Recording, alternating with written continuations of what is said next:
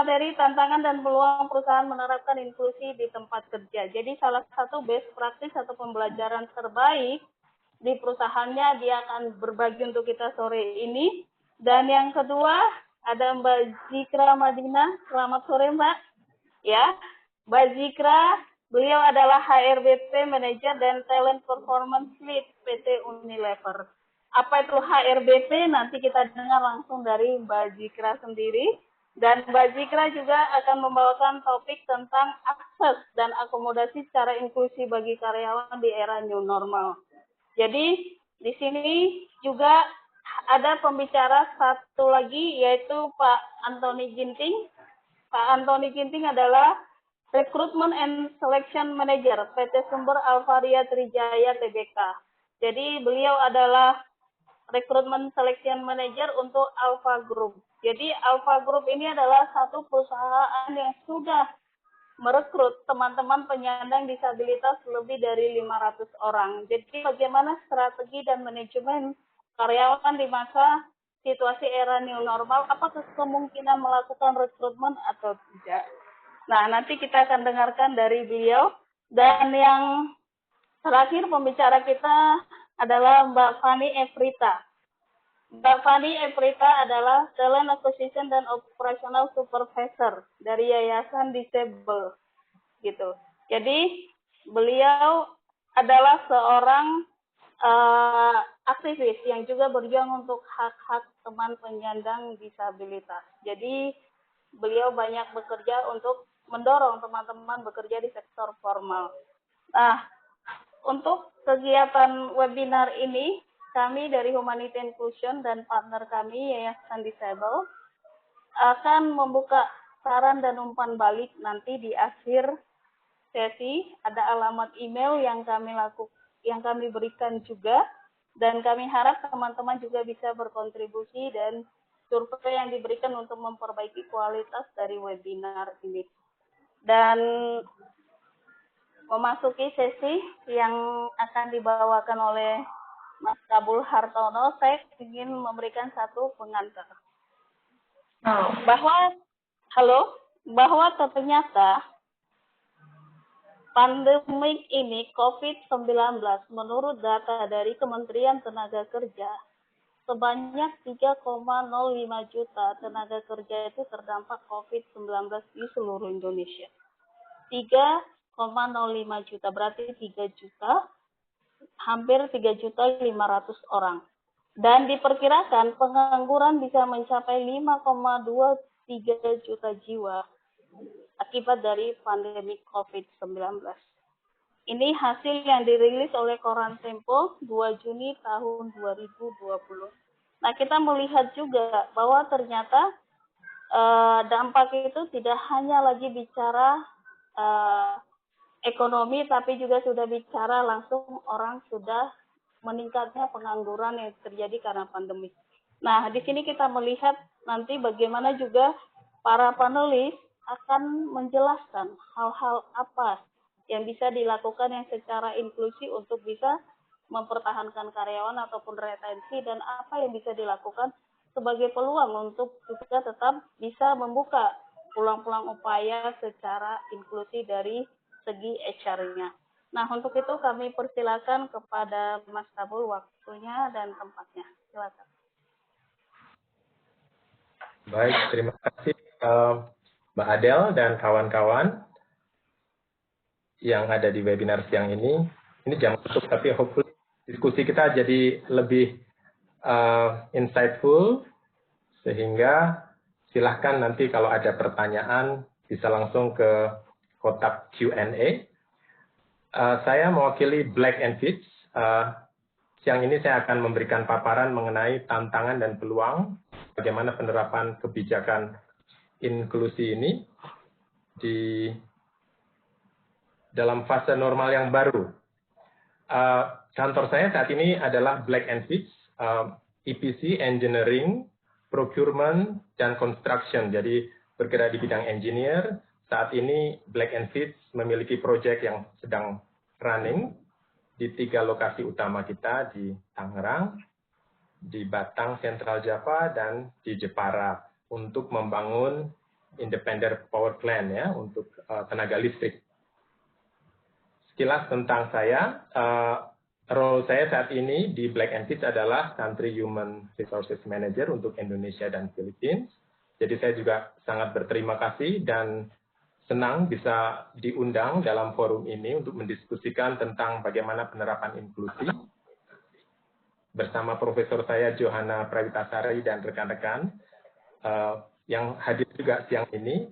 Kita sempat menulis buku Psikologi Terapan yang ada di slide terlihat ini dengan buku kuning tersebut.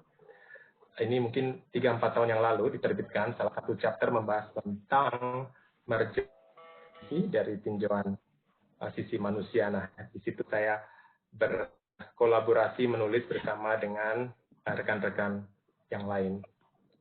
Saya bisa dijumpai di Instagram maupun di LinkedIn maupun Facebook. Kita boleh ke slide berikutnya. Ini terus terang kalau pertama kali saya di-invite Ibu Adele untuk diskusi bicara tentang inklusi, selain kehormatan dan kesempatan bagus, ini adalah subjek yang sangat saya sangat bersemangat kalau bicara tentang diversity dan inklusi. Pertama kali saya mendengar konsep ini waktu saya bekerja di Shell Indonesia. Saya salah satu country koordinator untuk Diversity and Inclusiveness Program juga di Shell. Itu saya banyak belajar di sana dan sekarang dengan kantor saya Black & Fitch di engineering company ini, saya juga sangat bangga bahwa di perusahaan saya sekarang pun komitmen untuk melakukan menerapkan diversity and inclusiveness itu mulai dari headquarter yang di Kansas sampai ke semua operating office di seluruh dunia. Dan ini terbukti dengan beberapa penghargaan yang diterima oleh Black & Fitch, baik media maupun dari asosiasi yang lain. Bagi kami yang bekerja di Black & Fitch, yang namanya inklusi, itu adalah soal menghormati, bagaimana kita menghormati satu sama lain dan menghargai sebagai individu di mana mereka bisa dilibatkan ya, include, dihormati dan dihargai dan menjadi bagian dari kelompok besar. Jadi semacam spirit keluarganya itu ada gitu.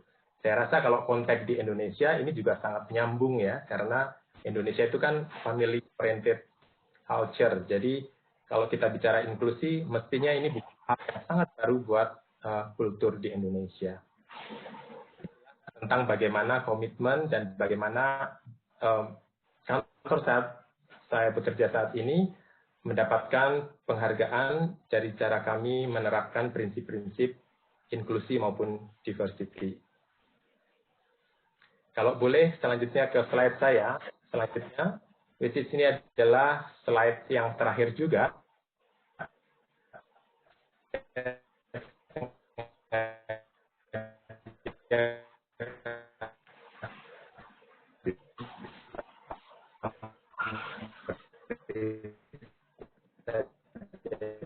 Sini, nilai diversity dan inklusi itu bisa organisasi. Ini saya berikan ada 4 pilar yang bisa menjaga dan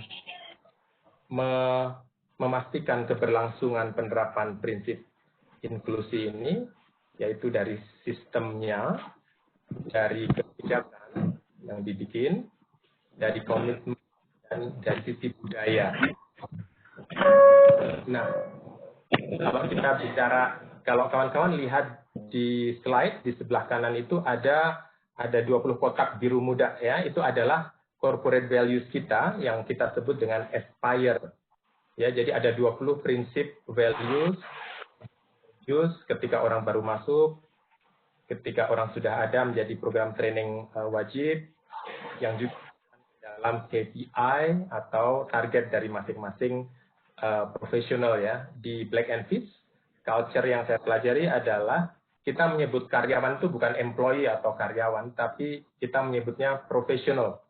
Jadi awal ketika saya masuk, semua orang term yang digunakan adalah profesional. Nah, creating budaya juga supaya kita saling menghormati dan respect satu sama lain. Kembali ke pilar 4 tadi, kalau dari sistemnya, ini contoh kasus ya. Saya rasa kita nanti juga perlu diskusi bagaimana kawan-kawan bisa melihat ini dan melihat konteks yang lebih luas di perusahaan atau organisasi di tempat kawan-kawan bekerja juga. Jadi kalau kita bicara sistem, yang namanya corporate values, di mana kita saling menghargai, apresiasi, toleransi, open-minded, itu dimasukkan dalam target atau KPI. Jadi masing-masing itu menjadi target wajib masuk dalam sistem. Kemudian kita juga ada reward system atau program penghargaan.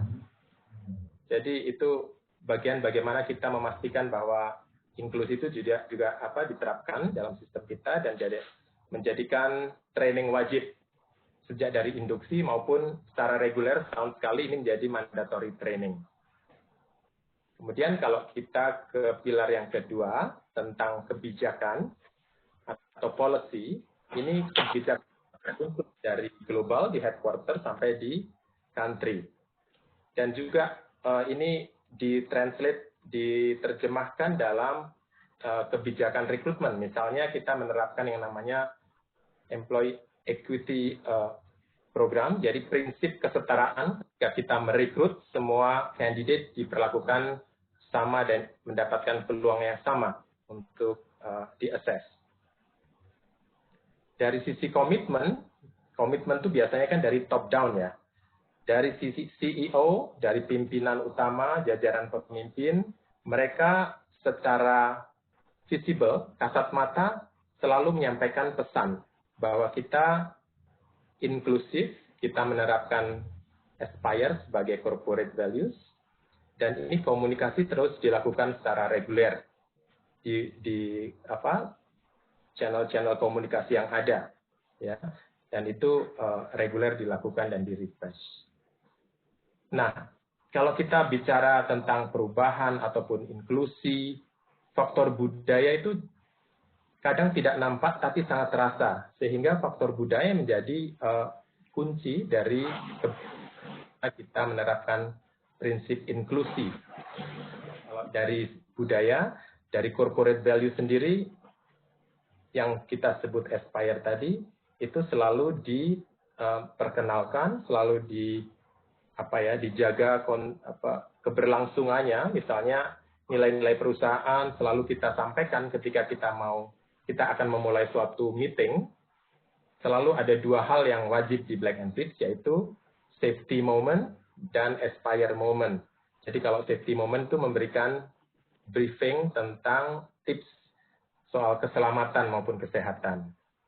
Yang kedua adalah Aspire moment, ini mengingatkan kembali tentang nilai-nilai korporasi ya, jadi values yang kita terapkan. Jadi dari keempat pilar ini, sistem, kebijakan, komitmen, dan budaya, ini yang membuat Black and Fitch bisa secara optimal menerapkan dan prinsip-prinsip inklusi.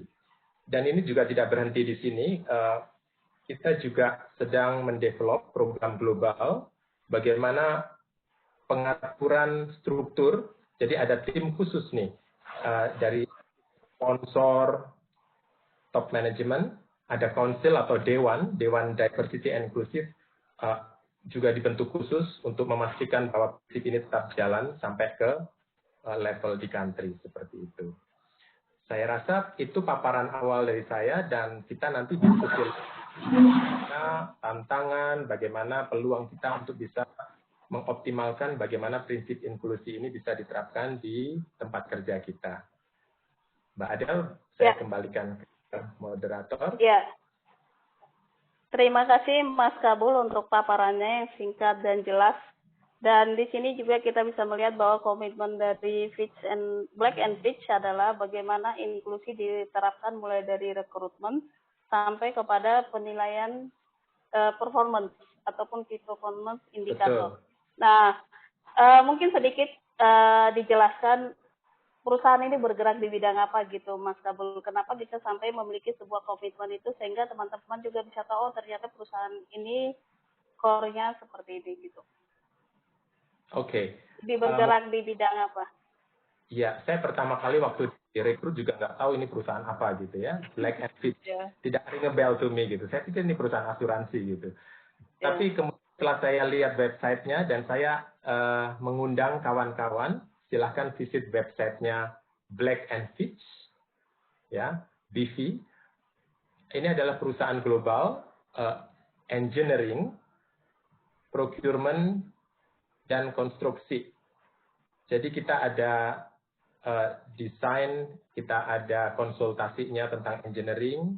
Salah satu contoh proyek yang sedang running di 3 lokasi yang tadi saya sebutkan, membangun independent power plant, ya, tenaga listrik independen di 3 lokasi di Jawa. Nah, ini kita tagline-nya di BV itu adalah Building World of Difference, membangun dunia yang berbeda. Jadi contohnya adalah membangun sumber daya listrik yang pasti ini akan bermanfaat untuk komunitas yang lebih luas lagi. Di sana pasti paling banyak adalah engineering, para insinyur. Ketika saya join pertama, kalau kita bicara tentang corporate values atau nilai-nilai perusahaan, yang paling umum keluar dari Human Resources Department, kan? HR selalu ngomong itu, yes. Tetapi di lingkungan kerja saya justru saya banyak mendengar itu dari project manager, dari para insinyur. Semua orang membicarakan tentang aspire atau nilai-nilai budaya kerja tersebut. Dan buat saya itu sesuatu yang sangat bagus, ya. Artinya budaya sudah ditumbuhkan sejak kita baru masuk dan kemudian dipaksa ikut training-training yang wajib, yang buat saya itu pembelajaran yang bagus, mengerti konsep, kemudian menerapkannya. Jadi industrinya adalah EPC, Mbak Adele, Engineering, Procurement, dan Construction.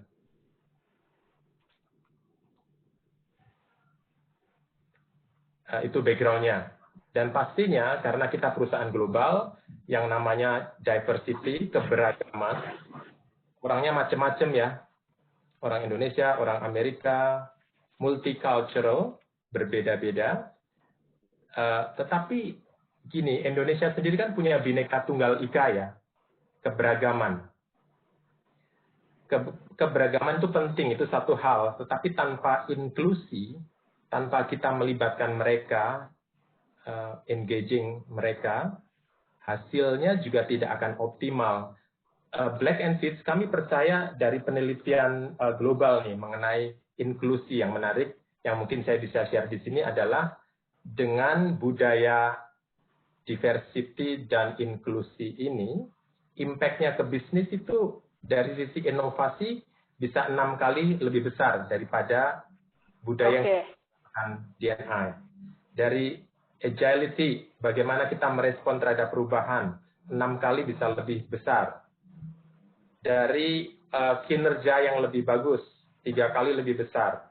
Dari bagaimana kita bisa meet the financial target, ya, bisa mencapai target finansial itu 2 kali bisa lebih besar, dan bagaimana kita bisa mencapai tujuan usaha kita bisa 8 kali lebih besar. Ini penelitian oleh Deloitte tahun 2017 menyimpulkan bahwa dengan menerapkan budaya diversity dan inklusi itu benefitnya banyak buat perusahaan dan buat stakeholder atau orang-orang yang ada kerja di perusahaan tersebut, termasuk karyawan tentunya. Oke, baik Mas. Terima kasih untuk penjelasannya. Jadi kita sudah tahu, ya, Bapak Ibu yang hadir sore ini, ternyata Black and Fitch adalah perusahaan internasional yang bergerak di engineering global, ya. Dan tadi disampaikan bagaimana kebijakan-kebijakan yang sudah diterapkan, dan juga di sini Bapak Ibu kami perlu sampaikan partisipan dari webinar ini terdiri dari teman-teman disabilitas dan non-disabilitas juga yang bekerja dan memiliki usaha juga, dan mereka banyak juga yang bekerja di bidang administrasi dan juga HR. Jadi kita memang memiliki program dengan melibatkan peserta dengan ragam disabilitas yang berbeda, baik itu netra, low vision, dan juga pendengaran, termasuk juga psikososial juga. Dan kami minta untuk selanjutnya ke pembicara berikut, Mbak Jikra juga, untuk bisa menyampaikan paparannya dari Unilever. Dan Mbak Zikra ini juga background pendidikannya adalah psikologi, lulusan dari UI, ya magister juga, dan beliau juga mendapatkan sertifikat dari Unika Atmajaya. Dan selanjutnya nanti waktu dan tempatnya kita persilakan Mbak Zikra. Oke, Assalamualaikum warahmatullahi wabarakatuh. Selamat siang rekan-rekan semua. Saya akan share screen dan semoga lancar ya kelihatan.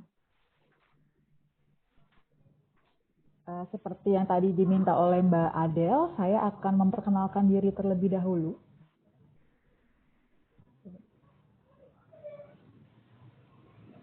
Oke, harusnya sih sudah kelihatan.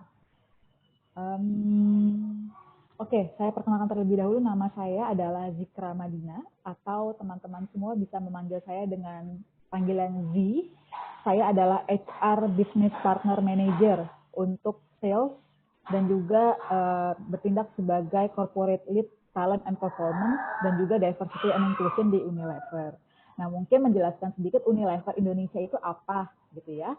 Nah, jadi kami adalah perusahaan yang bergerak di industri fast moving consumer goods atau produk-produk konsumsi rumah tangga, di mana kami memiliki lini produk yang sangat beragam, mulai dari produk perawatan diri, perawatan rumah tangga, produk-produk makanan, minuman, dan juga es krim. Jadi sebenarnya mungkin kalau teman-teman semua lihat di rumah masing-masing, mungkin setidaknya ada satu produk Unilever nih di rumahnya teman-teman, gitu ya. Nanti sambil saya menjelaskan slide saya mungkin ketahuan, oh ini loh brandnya Unilever gitu ya. Nah tadi Mbak Adel sempat bertanya, HR Business Partner, HRBP itu apa sih gitu. Nah jadi di Unilever HR itu kita dibagi menjadi untuk mendampingi divisi-divisi yang berbeda di Unilever. Jadi ada HR yang khusus untuk bekerja sama dengan tim sales, ada yang khusus dengan tim marketing, ada yang khusus dengan tim supply chain atau operation, lalu ada juga yang bekerja sama dengan tim finance, HR, dan divisi-divisi lainnya. Nah, saya dipercaya untuk bekerja sama dengan tim sales dalam memanage HR operations mereka, gitu ya. Nah, Mbak Adel dan juga tim Disable kemarin meminta saya mewakili Unilever untuk bercerita bagaimana Unilever menerapkan prinsip inklusi di perusahaan. Saya next slide. Oke, mungkin paling gampang kalau misalnya kita bicara mengenai inklusi, kita dari fasilitas dulu gitu ya. Nah, kalau dari fasilitas sendiri, Unilever itu memiliki komitmen untuk memastikan bahwa gedung kantor kami, terutama kantor pusat, itu memiliki akses inklusi. Saat ini sudah ada sejumlah akses inklusi yang sudah kami sediakan di kantor. Contohnya antara lain yang ada di slide ini. Jadi ada pintu manual yang lebar yang ada di setiap lobi perusahaan, lobi kantor, sehingga apabila rekan-rekan yang menggunakan alat bantu seperti kursi roda dan segala macam itu bisa melalui gate ini. Karena kalau menggunakan swing barrier mungkin agak sulit ya. Lalu kami juga bentuk fasilitas yang lainnya adalah di lift, di elevator itu ada handle yang bisa tersedia di sana, dan juga tombol elevatornya itu sudah sengaja kami buat lebih rendah sehingga accessible bagi teman-teman yang menggunakan kursi roda, dan juga di tombol liftnya juga tersedia huruf braille. Untuk di dalam gedung kantornya juga koridor di kantor kami sengaja dibuat lebar, jadi tidak sempit dan juga tidak gelap gitu ya. Jadi akses cahaya yang ada di dalam kantor itu kita jaga agar cukup terang. Untuk zona parkir juga kami berkomitmen untuk menyediakan khusus zona parkir yang tidak boleh digunakan oleh orang lain kecuali memang mereka memiliki disabilitas, gitu ya. Dan juga akses dari area parkir ini menuju ke dalam pintu lobi itu dibuat jalur landai yang mudah untuk diakses.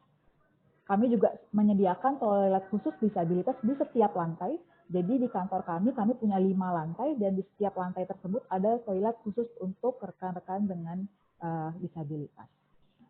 Kami telah memulai untuk memastikan bahwa tempat kerja kami inklusif dan kami akan terus menyempurnakannya.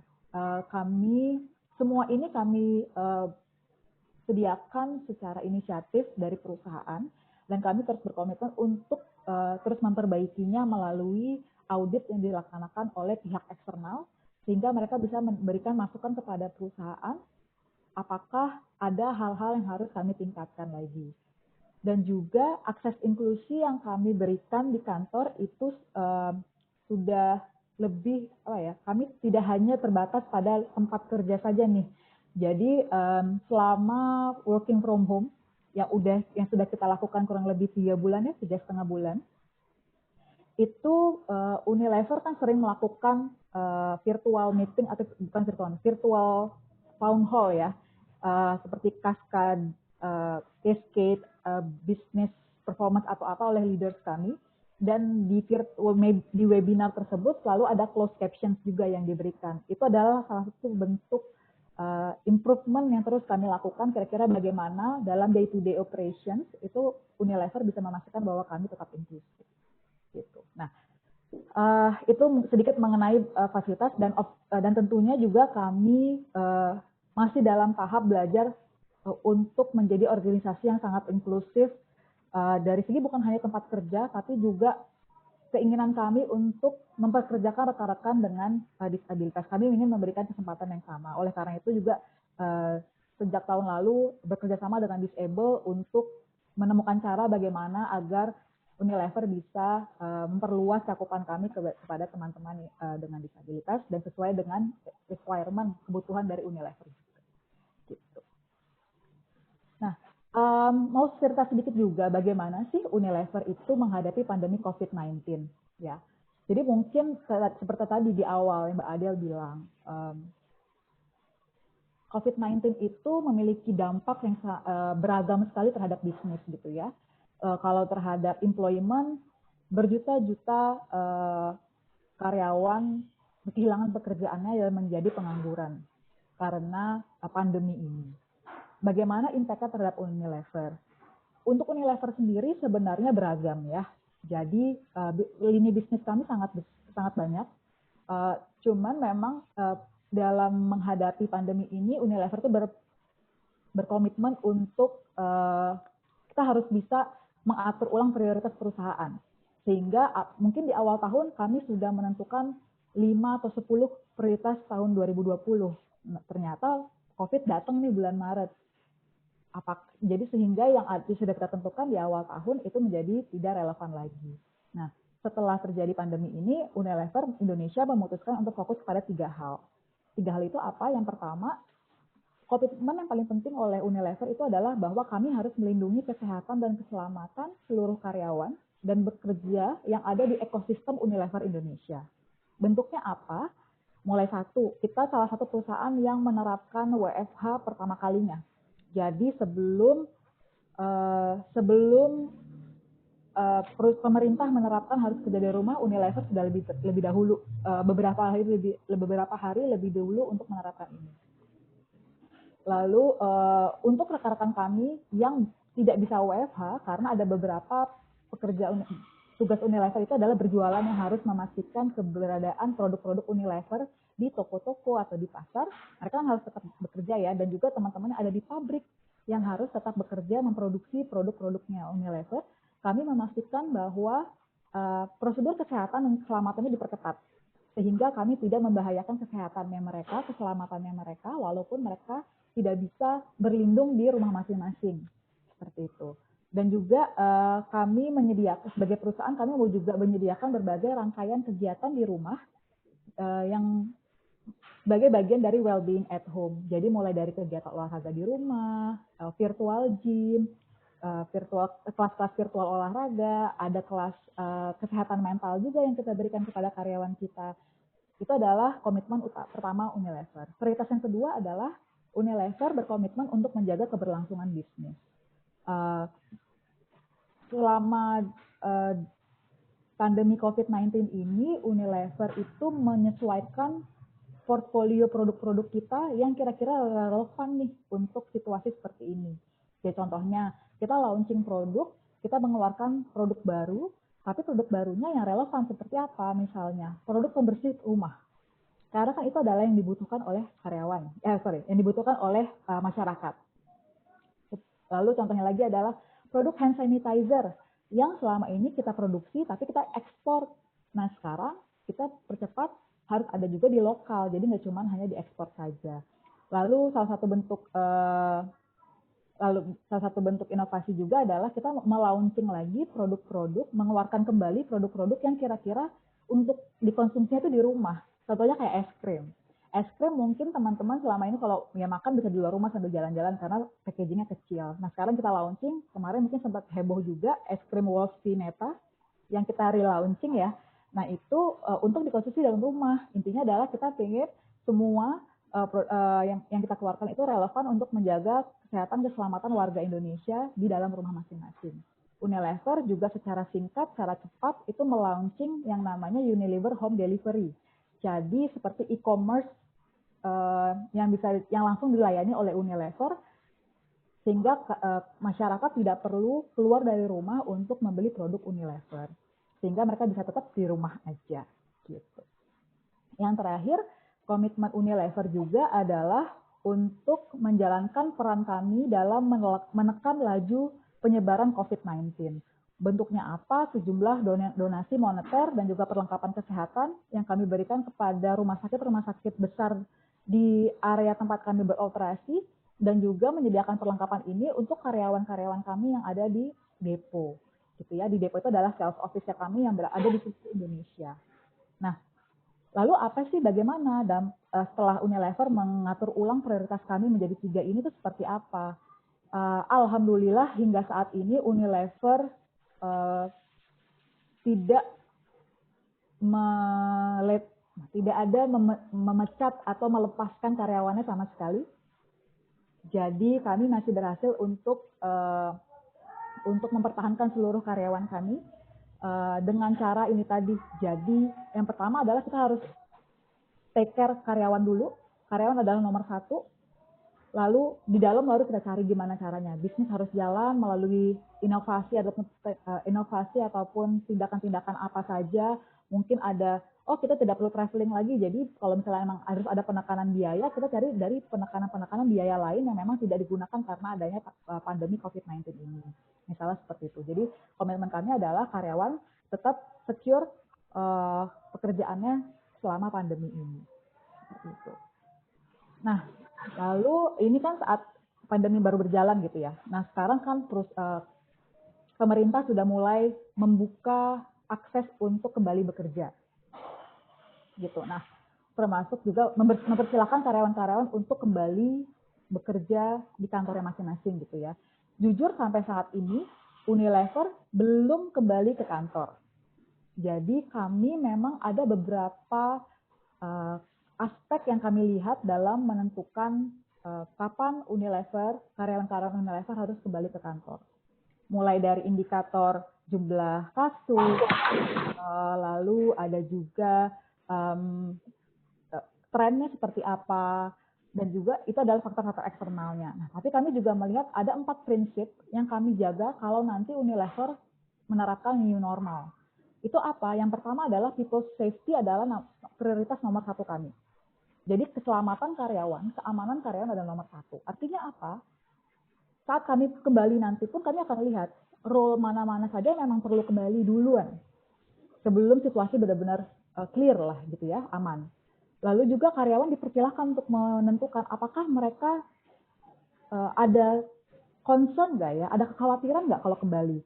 Misalnya karyawan yang memang mungkin punya gangguan kesehatan, atau karyawan yang memiliki anak kecil, sedang hamil, tinggal dengan orang tua yang berumur, mungkin mereka sebaiknya di rumah dulu. Itu kami memberikan mereka opsi tersebut, gitu ya. Lalu bagaimana proses kami menerapkan new normal itu nanti juga didasarkan pada purpose dan budaya Unilever. Values yang juga dipegang tinggi oleh Unilever, di mana salah satu value yang kita adalah kita percaya dengan integrity, respect, pioneering. Jadi hal-hal tersebut yang akan kami pegang dalam menerapkan new normal ini sendiri. Kami akan berhati-hati, kami enggak, dan juga untuk kembali ke kantor itu prinsipnya adalah tidak semerta-merta. Jadi tidak tiba-tiba semua rame-rame balik ke kantor. Semua harus hati-hati. Yang tidak hanya people-nya saja, tapi juga fasilitas yang ada di kantornya sendiri. Apakah misalnya sirkulasi udara, pengaturan duduk di kantor, kantin yang kami sediakan duduknya seperti apa, harus atau segala macam, itu menjadi juga perhatian dari Unilever. Yang terakhir, prinsip yang juga kami terapkan itu adalah kami tetap harus menjaga bahwa bisnis tetap bisa berjalan, gitu ya. Jadi walaupun nanti ada ways of working atau cara kerja baru yang harus diterapkan, itu semua tidak mengganggu berjalannya bisnis, gitu. Jadi mungkin ini yang bisa saya share bagaimana Unilever menerapkan inklusi dalam menerapkan new normalnya sendiri, dan juga secara garis besarnya inklusi di Unilever itu seperti apa. Dan juga mungkin bisa share sedikit diversity dan inclusion yang ada di Unilever itu sudah diterapkan sejak awal 2010. Mungkin kalau mudahnya di awal-awal kita paling gampang itu adalah gender diversity ya. Jadi keberagaman gender yang ada di organisasi, laki-laki, perempuan di level manajemen, itu yang gampang dilihat. Cuman Unilever juga, terutama Unilever Indonesia, merasa bahwa kita harus bergerak dari gender diversity, kita harus ke arah mana. Maka Unilever melihat menyesuaikan dengan prioritas pemerintah juga di Indonesia, di mana memang ada undang-undang yang mengatur bahwa perusahaan harus memiliki sekian persen representasi rekan dengan disabilitas sebagai karyawannya, gitu ya. Jadi Unilever akan segera bergerak menuju ke sana. Sekian sharing dari saya, Mbak Adel. Ya, terima kasih Mbak Jikra. Jadi tadi sudah memaparkan bagaimana gambaran kantor Unilever. Jadi memang benar kita bicara tentang inklusi itu salah satunya adalah akses. Kenapa teman-teman disabilitas, kelompok minoritas, ya, kelompok rentan tidak bisa memasuki kantor-kantor besar? Terkadang mereka tidak memiliki akses.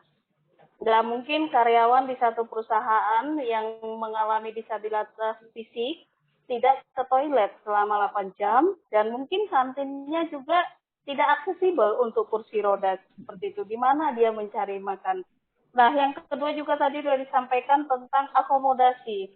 Working from home, bekerja dari rumah, akomodasi untuk teman-teman disabilitas kelompok rentan, dan bagaimana memasuki fase new normal, apa yang disiapkan. Tadi sangat sudah jelas sekali bagaimana Mbak Jikra menyampaikan juga, termasuk juga mungkin berhubungan dengan akomodasi peralatan yang dibutuhkan untuk mendorong kinerja produktivitasnya. Dan sangat salut Unilever tidak ada melakukan PHK karena pandemik. Terima kasih banyak, paling tidak Indonesia masih punya harapan. Dan Bapak Ibu hadirin, silahkan nanti kalau sudah punya pertanyaan, ada di kolom Q&A, kalau memakai handphone di atas, kalau laptop atau komputer dia ada di bawah, tuliskan ke siapa ditujukan, langsung saja, jangan menunggu nanti dalam diskusi panel berikutnya. Dan di sini sudah hadir Pak Antoni, ya, Pak Antoni Ginting, ya, beliau juga dari PT Alvaria, ataupun biasanya saya menyebutnya Alpha Group karena mereka punya grup usaha. Dan juga mereka sudah merekrut, perusahaan ini sudah merekrut hampir lebih dari 500 karyawan, dan nanti jelasnya kita lihat karyawan disabilitas maksudnya, nanti kita bisa lihat. Dan Pak Antoni juga punya background pendidikan psikologi juga ya Pak, jadi HRD dari psikologi. Dan untuk waktunya kita persilakan Pak Antoni. Ya, terima kasih Bu Adel. Ya. Selamat siang teman-teman semua, termasuk Bapak Ibu dari panelis yang tadi juga sudah menyampaikan materi sebelumnya. Menurut saya ini acara yang sangat menarik ya Bu Adel ya. Sebelumnya saya juga sudah beberapa kali ketemu dengan Bu Adel, Bu Fani gitu ya, membahas buat kaitannya dengan program-program untuk teman-teman disabilitas ini. Memang saya pun dengar kabar gembira kalau ada juga nih kegiatan kita bisa sharing bareng, bisa diskusi gitu ya, walaupun dengan kondisi saat ini gitu ya. Dengan kondisi saat ini berarti kita pun tidak terpaku dengan kondisi yang ada, namun kita bisa tetap bisa produktif gitu ya Bapak Ibu. Nah, saya mau coba share dulu kaitannya dengan tantangan strategi yang dilakukan oleh Alfamart. Sebetulnya kalau bicara cerita, kita sudah mulai merekrut teman-teman disabilitas itu dari tahun 2016. Nah, dari tahun 2016 itu kita mulai dulu rekrut hanya 5-6 orang. Nah, dulu awalnya ini dulu nih memang salah satu tantangan luar biasa gitu ya. Artian di sini kita dulu waktu awal memang awalnya pasti dasarnya dari aturan pemerintah. Nah, aturan pemerintah kita diminta untuk 1%. 1%-nya karyawan di Alfamart cukup banyak sekali. Kita kurang lebih ada sekitar 1.159 teman-teman ya. Jadi kalau kita saat ini 1.159 ini per akhir 2019. Kalau sekarang juga sudah bergerak lagi ke sekitar 12 ribuan berarti kalau 1%-nya. Nah, dalam artian di sini 1% tantangannya luar biasa menurut kami, di mana kami pun belum punya pengalaman. Awalnya kita belajar dari salah satu yayasan yang ada di Jogja gitu ya, kita belajar dari Yakum untuk bagaimana sih proses pelatihan, proses perekrutan teman-teman disabilitas ini. Nah, termasuk tantangan di kami pun dengan infrastruktur lokasi kerja nih, kan teman-teman tahu sendiri kita punya warehouse, kita punya toko, kita setting itu dari mulai tahun 99 sampai sekarang itu nggak jauh-jauh berbeda, bentuknya sama, mungkin teman-teman datang ke toko gitu ya. Kalau bicaranya bagaimana nih infrastrukturnya, ini juga menjadi tantangan di kami. Terus kalau penempatan di toko, tanggapan konsumen, ini pun jadi polemik di awal kami hadapi. Jadi pertanyaan apakah ini jadi stigma negatif atau enggak gitu. Siapa yang mendampingi setiap hari? Jadi banyak sekali pertanyaan-pertanyaan ini. Nanti kita rekrut, terus nanti berarti butuh ada yang dampingin dong. Jadi ada pertanyaan, sering kali jadi pertanyaan begitu. Terus cara ngerekrut, cara ngelatihnya ini banyak sekali kita coba identifikasi di awal gitu. Namun dari kondisi yang ada ini sebetulnya kita belajar dari yayasan, kita nggak dengan teman-teman yang dari disable, terus dari teman-teman dari tim Bu Adel ini juga, karena sampai saat ini pun sebetulnya kami Alfamart juga masih belajar. Harapannya kita bisa terus tumbuh bareng gitu ya. Nah, sehingga saat ini kita coba sudah buatkan pola, bisa next.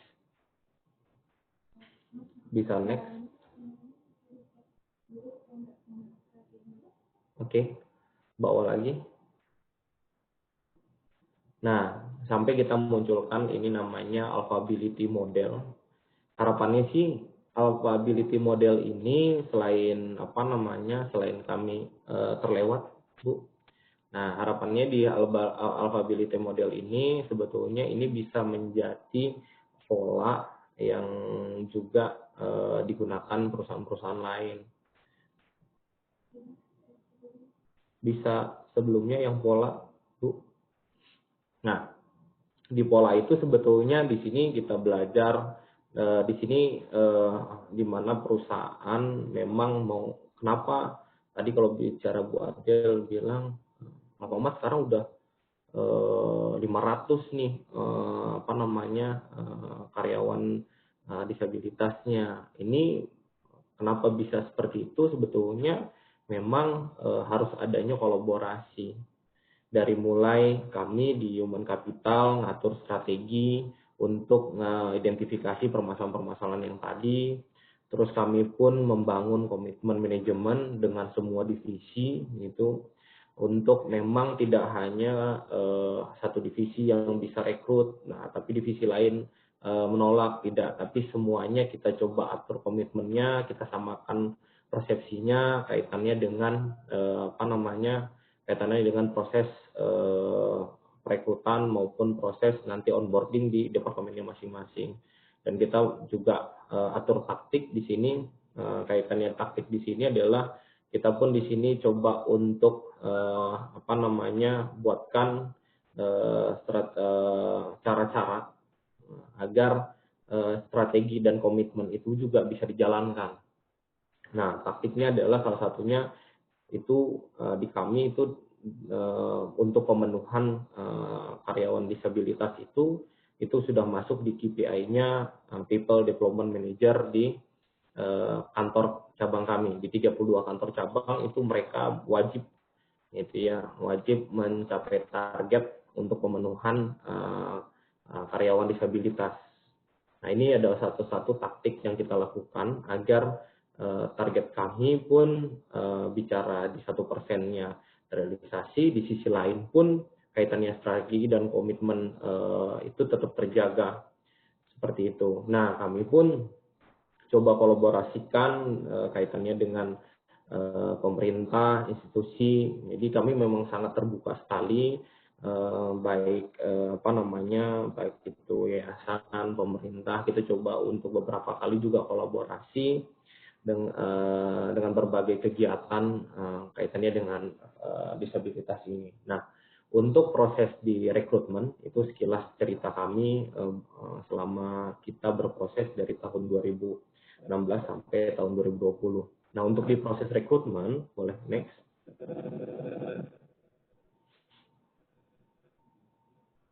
Nah, di proses rekrutmen yang kami lakukan adalah pasti udah kelewat yang sebelumnya. Nah, di proses rekrutmen itu pasti targetnya udah jelas. Jadi dengan kondisi saat ini, terus saat ini kalau kondisi pandemi targetnya berubah dong Pak. Berubah target selama kondisi pandemi ini pun sebetulnya kaitannya dengan target kita pun sebetulnya tidak terlalu isu. Kenapa tidak terlalu isu? Karena saat ini pun toko-toko kami masih bisa beroperasional gitu ya, masih bisa beroperasional walaupun memang ada juga toko-toko yang kondisinya toko tutup sementara dulu. Jadi dengan peraturan daerahnya memang mau toko tutup sementara dulu, tapi secara in total sebetulnya di sisi karyawan kita masih juga butuh gitu ya. Kami masih membuka kesempatan buat teman-teman disabilitas untuk join di kami itu, karena kalau bicara target dengan kondisi karyawan aktual pun kami belum mencapai target sebetulnya, tapi setiap tahun itu kami sudah canangkan targetnya. Tahun 2020 ini target kami itu 0,6% karyawan aktif karyawan secara nasional. Nah, di tahun sebelumnya itu 0,4, di tahun sebelumnya lagi itu di 0,2. Nah, ini pasti terus akan kami tambah terus. Di tahun depan udah pasti minimal 0,8 itu akan menjadi target kami. Gitu. Nah, terus bagaimana nih setelah kami menentukan target? Menentukan target pasti akan kami di awal itu kami minta pendampingan gitu ya dengan yayasan, dengan sekolah. Karena kami yakin dengan bentuk kolaborasi kita kerja bareng itu pasti hasilnya akan lebih bagus.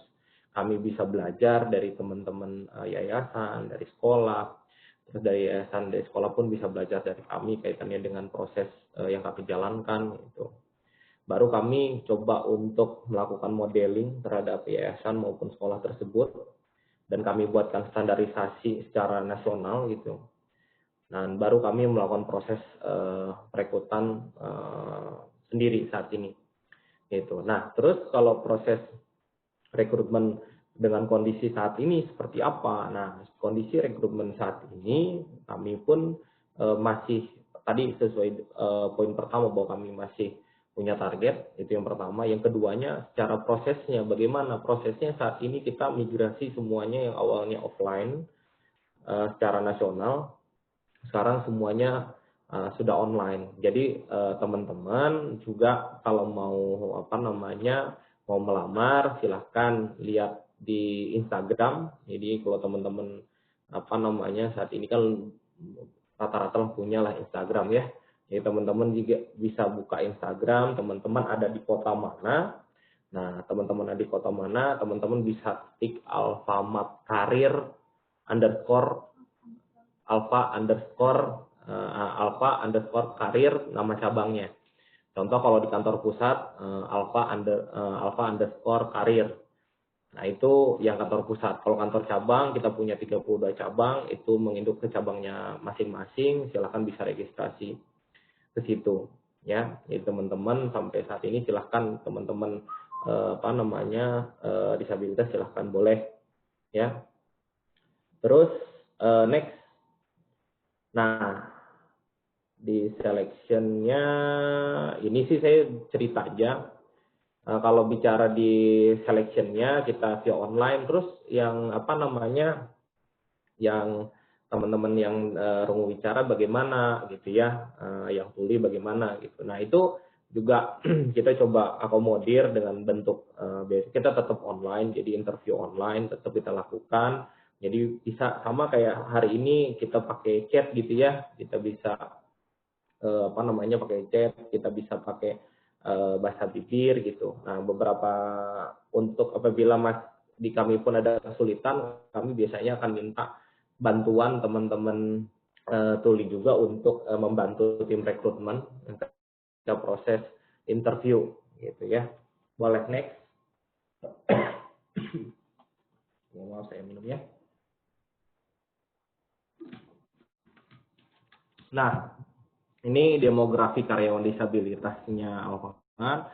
Saat ini kita di bulan Mei 2020, saat ini kita sudah punya 538. Ini jumlah, menurut saya sih jumlah sedikit gitu ya dibandingkan kalau yang di-share sebelumnya oleh Bu Fani, Bu Edel gitu ya, bahwa jumlah sekarang jumlah teman-teman disabilitas secara Indonesia pun jumlahnya banyak sekali. Harapannya juga tidak hanya Alfamart, tapi perusahaan-perusahaan lain pun bisa memberikan kesempatan yang sama. Itu aja sih sebetulnya yang mau saya share ke Bapak Ibu dan teman-teman semua. Mungkin nanti kita bisa tanya jawab biar lebih enak kalau teman-teman ada yang mau ditanyakan.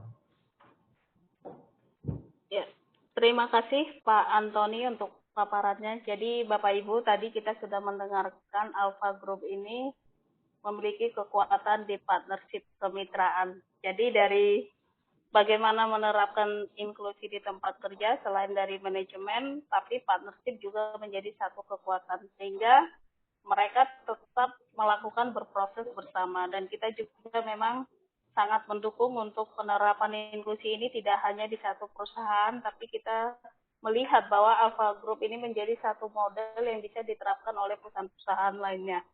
Nah, Bapak Ibu, untuk selanjutnya untuk mempersingkat waktu kita persilahkan Mbak Fani.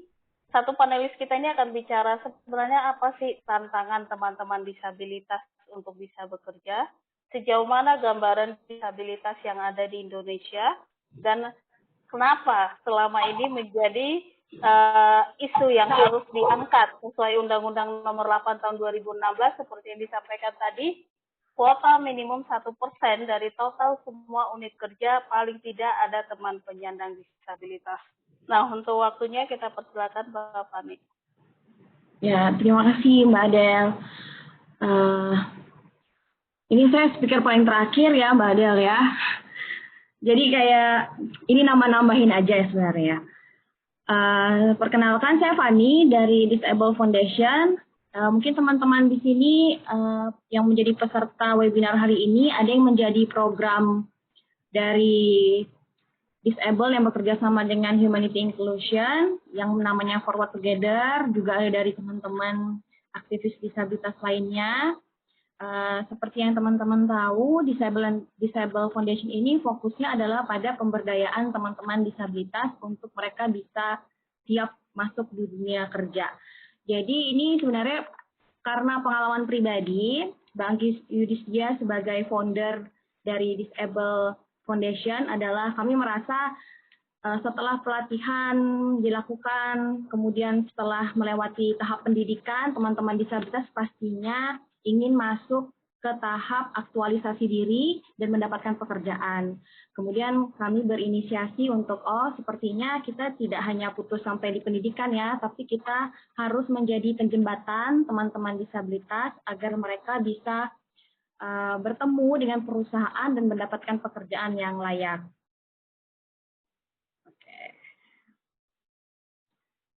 Lapangan kerja memang menjadi masalah utama yang dialami oleh para penyandang disabilitas. Keterbatasan mereka dari segi fisik kerap kali dilihat oleh masyarakat, bahkan rekruter di perusahaan sebagai bentuk ketidakmampuan. Untuk itu, stigma ini masih sangat bertahan di lingkungan sosial kita, karena sebagian besar penyandang disabilitas ini tidak perlu dikasihani, bahkan seluruh disabilitas tidak perlu dikasihani ataupun diberikan santunan, tetapi mereka perlu diberikan kesempatan dan juga aksesibilitas. Apabila kita lihat dari data yang telah ditampilkan di layar ini kami mengambil sampel data dari internal Disable Enterprise. Ada sekitar 4.000-an disabilitas yang kami survei, yang dimana datanya adalah 60% jumlah disabilitas yang ada di data kami memang kebanyakan gendernya adalah laki-laki dan sisanya adalah perempuan 40%. Dan untuk domisili daerah, itu banyak di daerah Jawa, Sumatera, dan Kalimantan. Penyebaran disabilitas ini bisa dilihat dari reformasi teman-teman NGO ataupun komunitas dalam meningkatkan awareness kesadaran tentang disabilitas. Jadi makanya ketika kita lihat, kok kayaknya datanya banyak daerah Jawa ya, karena memang movement pergerakan komunitas tentang disabilitas itu lebih masif, gerakannya lebih besar di Pulau Jawa. Untuk profesi, setelah kita melakukan assessment, in-depth interview yang bekerja sama dengan Daya 5 Dimensi, DGI, memang teman disabilitas di 60% masuk di vokasional. Dan 10%-nya di Fablepreneur, mereka menjadi entrepreneur, wirausaha, dan 30%-nya itu mereka bisa bekerja di ranah profesional. Yang dimana ini kita lihat kembali dari latar belakang pendidikan teman-teman disabilitas. Memang rata-rata teman-teman disabilitas ini banyak di tahapan lulusan SMA. Oke, bisa next. Dan kami juga mendapatkan data dari sistem wajib lapor Kementerian Ketenagakerjaan, terdapat 440 perusahaan dengan jumlah tenaga kerja sekitar 237.000 orang. Dari jumlah itu, tenaga kerja disabilitas yang terserap baru sekitar 2.851 orang, atau sekitar 1,2% yang berhasil ditempatkan dalam sektor tenaga kerja formal. Nah, kalau kita berkaca dari data tersebut, benar kata Mas Ginting, kalau kita lihat di Alfamart, kayaknya udah banyak ya, tapi kalau kita lihat helikopter view, kayaknya masih ada yang kurang nih untuk penyerapan tenaga kerja disabilitas. Karena itu, penyerapan tenaga kerja disabilitas ini sangat-sangat harus ditingkatkan untuk menekan tingkat pengangguran bagi teman disabilitas. Oke, next. Tantangan dalam teman disabilitas masuk pekerjaan itu pastinya stigma negatif karena banyak sekali tidak hanya dari lingkungan sosial, lingkungan keluarga, stigma negatifnya seperti oh kalau teman disabilitas di rumah saja karena sepertinya dia tidak bisa bekerja, kemudian tidak disekolahkan, otomatis background pendidikannya tidak bisa masuk ke next level yaitu mendapatkan pekerjaan dengan minimal lulusan SMA. Calistung ya, bisa baca, tulis dan hitung. Kemudian persyaratan yang diskriminatif seperti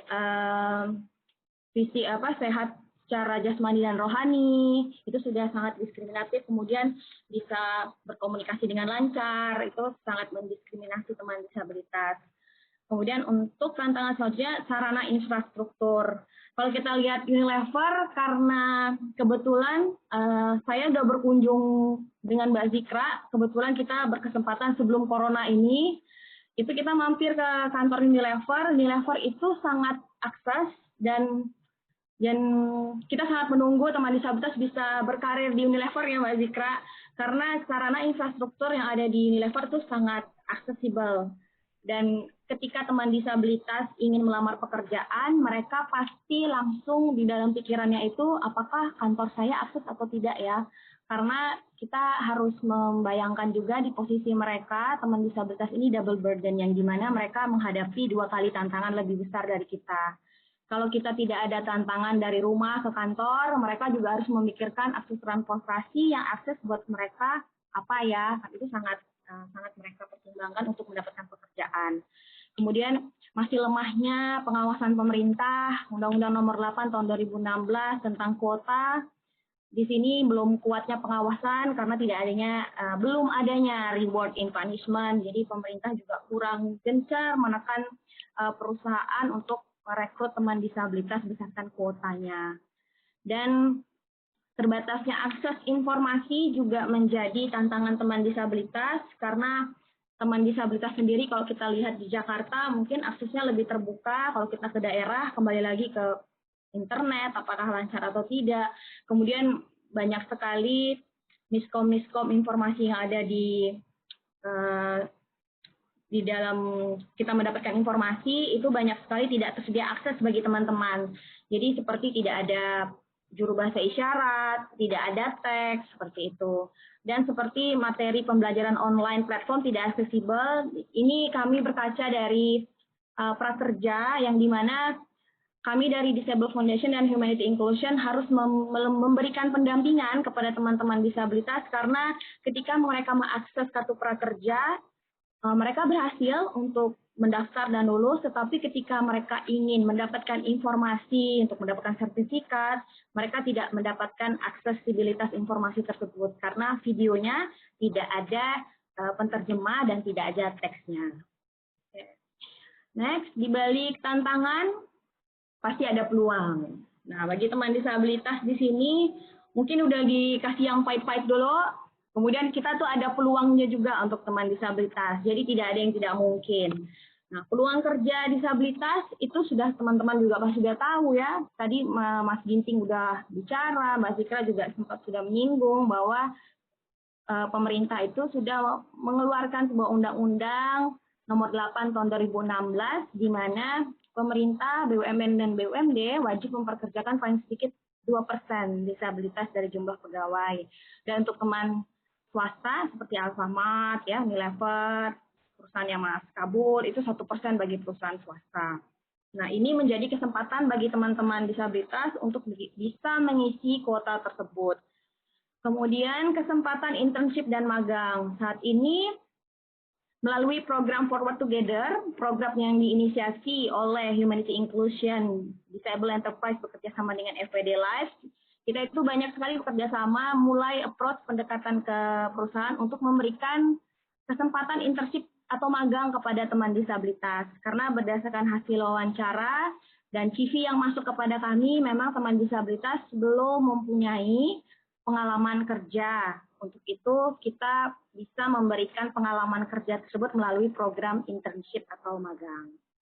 Kemudian, saat ini sudah ada platform job portal dan HR Consulting Disability, yang dimana seperti kata Mas Ginting tadi, Mas Ginting main ke Yakum Jogja, itu Yakum Jogja sudah menjembatani teman disabilitas dan perusahaan, dan di Jakarta ada Disable Foundation. Disable juga membantu mempertemukan teman disabilitas untuk mendapatkan pekerjaan yang layak. Untuk platform digital saat ini sudah banyak, ada dari Daya 5 Dimensi namanya Globability, Kerjabilitas, The Network. Nah, itu sangat-sangat berguna untuk teman-teman melamar dan mendapatkan peluang mendapatkan pekerjaan yang layak sebagai disabilitas. Next.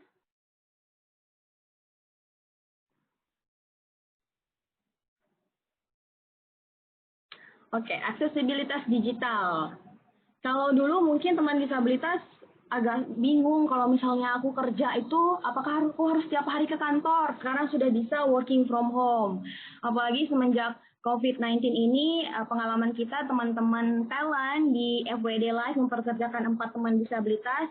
Mereka mulai penyesuaian untuk bagaimana membuat sebuah sistem selama working from home dan teman-teman talent ini bisa tetap produktif dan mencapai target pekerjaannya setiap hari. Kemudian untuk teman disabilitas, teman netra itu ada text real time converter braille. Jadi kalau zaman dulu kita bilangnya itu braille. Jadi mereka harus meraba kertas yang tebal banget. Sekarang itu sudah go green ya. Nggak boleh pakai kertas yang banyak-banyak. Sekarang kita memanfaatkan akses digital. Jadi sekarang sudah ada aplikasinya yang dimana speech, text to speech. Jadi ketika nanti kita pegang layar handphonenya itu akan mengeluarkan suara. Dan untuk teman tuli, apabila saat interview urgent case-nya, daruratnya tidak ada penterjemah, ataupun pada saat berkomunikasi dengan teman bekerja ada terkendala, kalau tulisan susah, handphone selalu disaku, bisa menggunakan aplikasi Live Transcribe bagi teman disabilitas tuli. Ya, jadi sebenarnya ketika kita membuka akses kepada teman disabilitas, sangat banyak cara untuk membuat mereka mencapai pekerjaannya, achieve sama dengan teman non-disabilitas. Kemudian motivasi adalah kunci. Saat ini kalau kita mau bilang, aku nggak bisa Mbak, role model aku siapa ya? Role model kita banyak, saat ini sudah banyak sekali teman disabilitas yang sukses di bidangnya. Apakah itu pendidikan, pekerjaan, seni, dan sebagainya, itu sudah banyak contohnya. Kemudian program pendampingan dan persiapan ready to work. Nah, ini masuk dalam program kolaborasi Disable dan juga Humanity Inclusion bersama FWD Live yang namanya Forward Together. Saat ini program-program pendampingan bagi teman disabilitas itu sudah banyak. Bahkan dari NGO lain pun mereka sudah mulai membuka. Yang menjadi pertanyaan adalah teman-teman disabilitas bisa mulai memikirkan apa yang menjadi minat dan bakat teman-teman. Jadi ketika nanti lulus dari program pendampingan ataupun persiapan kerja, teman-teman sudah tahu nantinya bayangan saya mau bekerja di bagian apa, perusahaannya apa. Next. Kenapa sih teman-teman perusahaan perlu merekrut teman disabilitas? Karena banyak sekali dampak positif yang ditimbulkan. Ini yang selalu Mbak Adel dan saya selalu menjelaskan kepada teman-teman perusahaan bahwa dampak positif yang ditimbulkan itu banyak. Seperti meningkatkan produktivitas dan inovasi kepada karyawan, kemudian produktivitas meningkat, karena teman disabilitas itu loyal dan mereka sangat fokus apabila kita bimbing dengan tepat, ya. Jadi mereka bisa menekan turnover karyawan di perusahaan.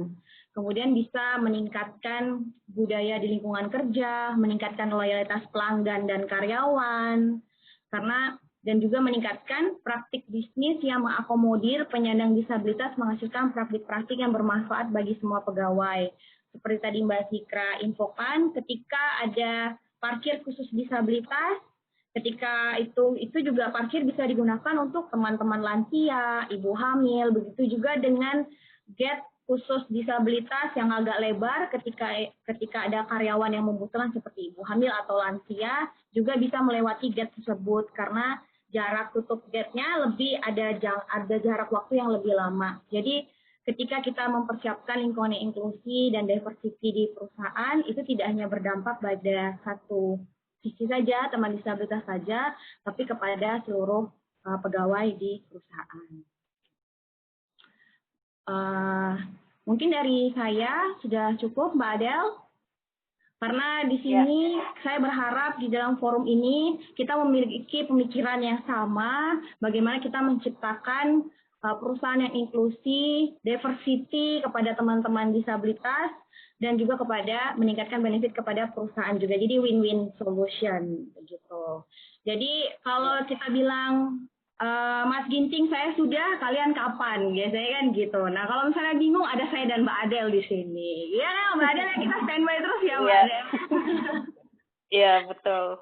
Oke, terima kasih Mbak Fani, sangat menginspirasi. Bapak Ibu mungkin belum pernah ataupun belum sempat mempekerjakan teman-teman disabilitas. Satu poin yang disampaikan Mbak Fani betul.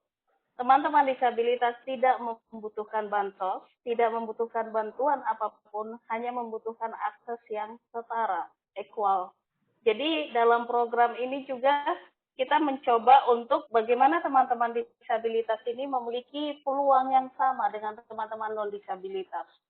Namun dalam hal itu, seperti yang disampaikan Mbak Jikra tadi, mereka juga harus menyiapkan akses dan akomodasi itu. Dan ini juga sudah diatur di Undang-Undang Nomor 8 Tahun 2016 yang mengatakan mulai dari proses advertise atau pengiklanan sampai kepada perekrutan interview, penempatan kerja, pengembangan karir, semuanya wajib dilakukan inklusi dengan menyediakan akses dan akomodasi. Dan terima kasih banyak. Jadi kita sudah bisa melihat bagaimana model dari perusahaan internasional yang disampaikan oleh Mas Kabul, dan juga ada Unilever juga yang sudah menerapkan akses, dan Alfamart yang sudah merekrut berbagai jenis ragam disabilitas, dan dari Mbak Fani Disable, Yayasan Disable, menjelaskan bagaimana peluang dan tantangan itu bisa tercapai dengan sinergi. Bapak Ibu, terima kasih sudah banyak masuk pertanyaan, dan perlu saya sampaikan, apa sih inklusi itu biar kita memiliki kesepemahaman. Inklusi adalah di mana semua orang bisa terlibat, baik itu disabilitas, non-disabilitas, baik itu warna kulit putih, suku minoritas, tetap bisa masuk. Jadi tidak ada pembeda seperti itu. Nah, di sini kita minta untuk nanti teman-teman yang pembicara bisa langsung memberikan jawaban dari pertanyaan yang sudah masuk di Q&A. Jadi pertanyaan ini sama sebenarnya, ada beberapa yang sama, jadi langsung saja saya nanti Mbak Jikra, Mas Kabul, dan juga sama dengan Pak Antoni bisa langsung menjawab pertanyaannya. Disabilitas seperti apa yang bisa bergabung di perusahaan Bapak Ibu? Ya, apakah ada kriteria khusus? Latar belakang pendidikan apa? Karena biasanya teman-teman ini setelah mereka paket SLB, terus paket C, apakah itu berlaku atau tidak? Atau ada paket C yang bisa diterima? Nanti Mas Kabul, Mbak Jikra, sama Pak Antoni bisa menjawab. Terus bagaimana caranya untuk mereka bisa melamar? Di mana mereka bisa melihat lowongan kerja tersebut? Apakah pakai sistem agen? Agen itu biasa ya kita punya outsourcing, ataukah bisa langsung ke websitenya seperti itu. Nah mungkin itu dulu pertanyaan yang bisa dijawab oleh Mas Kabul, Mbak Jikra, juga sama Pak Anton. Terima kasih. Silakan Mas Kabul duluan. Boleh ya. Terima kasih. Ini buat saya hari ini selain sharing best practice di Black and Fish, juga belajar banyak, terutama dari kawan-kawan pembicara yang lain, dari Alpha, dari Unilever, dan dari Disable sendiri. Ini pengalaman berharga, dan terima kasih untuk sharing para panelis yang lain. Dan congratulations, sudah menerapkan, saya bilang sudah cukup banyak ini, dari Unilever, kemudian dari Alpha, dan Disable sebagai mediatornya, ini model yang sangat bagus dan bisa diaplikasikan. Di Black and Fit, dengan global policy, kita punya yang namanya equal employment opportunity atau kesetaraan kesamarataan untuk pemberdayaan manusia. Jadi dari sisi rekrutmen, kita tidak membatasi kategori disabilitas. Tetapi yang kita lebih tekankan adalah kompetensi untuk masing-masing pekerjaan. Jadi kalau di Black and Fit sendiri ada 2 tipe, yang di back office, di kantor seperti saya, maupun yang di lapangan. Nah, pasti yang di lapangan, paparan terhadap safety, keselamatan itu jadi tinggi, sehingga kita juga perlu melihat lagi tipe kategori disabilitas apa yang bisa diakomodasi untuk bekerja di lapangan. Kalau di back office, saya rasa sama dengan penerapan di Unilever maupun di Alpha, kita sangat memungkinkan dan kita sedang mempelajari penerapan penerimaan terhadap teman-teman disabilitas juga. Jadi ini peluang yang bagus dan ini bagian dari journey-nya, perjalanan diversity dan inklusif di BV secara global. Kita sedang kembangkan lagi, ya. Bagi saya tidak ada batasan tipe disabilitas, tetapi sejauh yang bersangkutan kompeten untuk melakukan pekerjaan di bidang tersebut, kita open dan memang kita tidak boleh membatasi. Itu jawaban dari saya, Mbak Adel.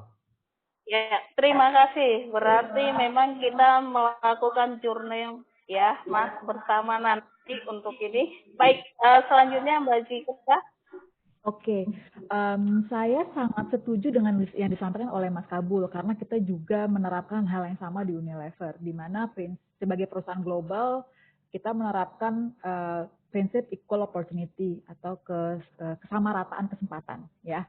Jadi yang penting itu adalah bahwa kandidat apapun itu background yang latar belakang mereka, bagaimanapun itu kondisi mereka memenuhi kompetensi yang dibutuhkan untuk posisi tersebut. Nah, lalu apa yang Unilever lakukan untuk mengetahui jenis disabilitas apa sih yang bisa bekerja di Unilever? Kami melakukan review tersebut, pendekatannya adalah role by role atau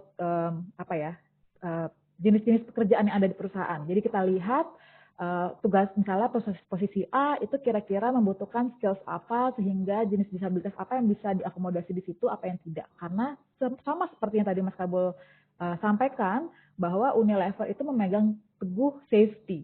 Jadi kita tidak mau, mungkin Mbak Fani juga bisa cerita, aku pertama kali ngobrol dengan Mbak Fani itu adalah selalu bilang, Mbak, kalau di Unilever tuh safety, jadi kalau yang penting adalah kira-kira amannya apa nih, gitu kan, amannya apa nih, kita nggak mau masuk menerima karyawan dengan rekan-rekan dengan disabilitas dan ujung-ujungnya membahayakan kesehatan mereka, itu yang tidak kami inginkan. Membahayakan keselamatan mereka, itu yang tidak kami inginkan. Jadi kembali lagi kita tidak membatasi jenis disabilitas apapun selama mereka memang memenuhi kompetensi yang ada. Nah, mengenai bisa melamar lewat apa, platform kami melalui online. Jadi di website Unilever kalau misalnya memang ada vacancy yang terbuka, itu teman-teman bisa melihat di sana. Kalau misalnya memang ada vacancy, dan lagi-lagi karena memang kita juga udah tahu ya tidak boleh ada diskriminasi dalam bentuk apapun, jadi perempuan saja atau laki-laki saja atau usia maksimum sekian itu kita juga tidak menerapkan. Jadi karena Unilever yakin kemampuan orang itu tidak dilihat dari gendernya dia, tidak dilihat dari kemampuan fisiknya dia dan segala macam gitu. Nah, Unilever juga sebenarnya Unilever itu komitmennya adalah kita mau mempekerjakan karyawan dengan disabilitas untuk posisi manajemen level, jadi asisten manajer ke atas. Jadi kita nggak mau hanya sekedar mencentang kotak gitu ya. Oke, sudah selesai posisi di balik layar yang mungkin segampang mungkin apa ya? Doang gitu ya, Mbak Zikra. Ya, call center atau apa lah gitu ya. Tapi kalau di Unilever kita maunya adalah kenapa nggak kita sebagai frontliners kita, entah itu sales kah, entah itu memang asisten manager level. Dan ini kami juga bekerja sama dengan Disable dalam mencari talent-talent ini sendiri. Tidak hanya itu, kami memang mungkin menemukan challenge-nya ya, karena ada mungkin infrastrukturnya Indonesia juga memang belum siap, sehingga ada sedikit kesulitan untuk menemukan rekan-rekan dengan kompetensi yang sesuai oleh Unilever. Oleh karena itu, Unilever sendiri juga proaktif berinisiatif untuk berhubungan dengan universitas-universitas yang ada di Indonesia. Contohnya UI, Universitas Indonesia, Universitas Brawijaya yang sudah memiliki organisasi yang menaungi disabilitas di kampusnya masing-masing untuk mencari bibit-bibit awal, kira-kira mana yang memang bisa tertarik juga ke Unilever gitu. Nah, kami juga membuka kesempatan tidak hanya langsung jadi karyawan Unilever misalnya. Mungkin karena selama ini seperti tadi Fanny bilang saat penjelasan, ada keterbatasan akses dari rekan-rekan disabilitas terhadap untuk mempersiapkan dirinya menjadi siap kerja gitu ya. Sehingga Unilever juga meyakini mungkin kita buka dari magang, kita buka dari internship yuk. Jadi kita juga menerima dari sana gitu. Nggak harus kalau misalnya kayak Unilever maunya cari yang siap aja mungkin nggak adil gitu ya. Gimana caranya Unilever juga bisa berkontribusi untuk mempersiapkan rekan-rekan dengan disabilitas untuk siap kerja, memasuki dunia profesional sebelum mereka bahkan lulus kuliah. Atau mungkin kalau misalnya Mbak kuliah aja jarang kita Mbak, mungkin dari SMA, bahwa you have to go further gitu. Teman-teman tuh harus bisa mendorong diri untuk apa nih yang Unilever bisa lakukan untuk bisa membantu membukakan akses tersebut kepada rekan-rekan dengan disabilitas. Mungkin itu yang bisa saya sharing, Mbak Adel. Terima kasih Mbak Jikra untuk sharingnya. Jadi memang terbuka, equal, setara, pintu terbuka lebar, tinggal teman-teman bisa mengakses sesuai dengan kompetensi. Jadi memang dalam program kami ataupun dalam tujuan humanity inklusi bermitra dalam program ini, kami tidak ingin perusahaan menurunkan standar kompetensi dan juga tidak membedakan pelamar disabilitas, tapi bagaimana perusahaan itu membuka dan memberikan akses dan akomodasi itu. Tapi kompetensi tetap bersama-sama dengan disabilitas, non-disabilitas, ataupun dari latar belakang yang berbeda, seperti itu. Nah, untuk selanjutnya kepada Pak Antoni, kami persilakan Pak.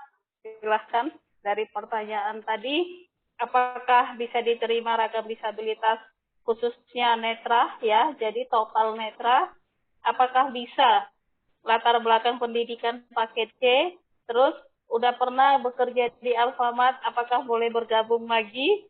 Dan yang terakhir juga adalah pertanyaannya usia berapa yang bisa diterima bergabung di Alfamart? Itu. Terima kasih waktunya, silakan Pak Antoni. Oke, thank you Bu Adel. Pertanyaannya cukup banyak ya Bu ya. Saya juga coba untuk cek satu-satu. Yang pertama tadi pertanyaannya adalah untuk jenis disabilitasnya. Kami buka semua jenis disabilitas, tidak kami batasi. Silahkan kita buka semua. Sama dengan tadi dari dari Unilever. Kami pun fokusnya terhadap kompetensi. Jadi silahkan teman-teman disabilitas jadi ketika melamar, teman-teman bisa cocokkan kompetensi teman-teman dengan pekerjaan yang ada di tempat kami. Seperti itu yang pertama. Untuk untuk berikutnya itu adalah untuk umur. Nah, untuk umur saat ini sih kami tidak belum ada pembatasan, sebetulnya tidak ada pembatasan khusus. Dalam artian kami masih membuka peluang untuk teman-teman disabilitas. Tadi sih kan ada yang nanya apakah boleh umurnya 35 tahun gitu ya. Jadi sebetulnya silahkan melamar. Kami tidak ada pembatasan kaitannya dengan umurnya. Terus berikutnya untuk untuk teman-teman disabilitas pernah jadi karyawan di Alfamart, setelah itu resign, terus bisa nggak sih daftar lagi gitu ya, lamar lagi ke Alfamart. Di aturan kami perbolehkan, namun ada kebijakan di kami. Satu adalah kalau teman-teman yang dulunya masih keterangannya masih kontrak kerja, masih kontrak secara pekerjaannya, itu bisa melamar lagi setelah 1 tahun resign dari Alfamart. Kenapa?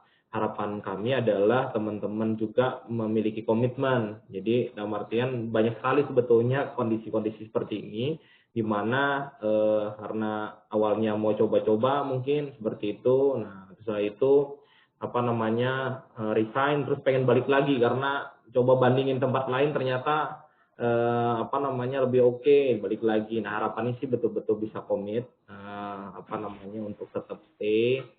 Jadi kami memberikan waktu jeda itu selama 1 tahun. Jadi setelah 1 tahun silahkan bisa melamar lagi. Itu terus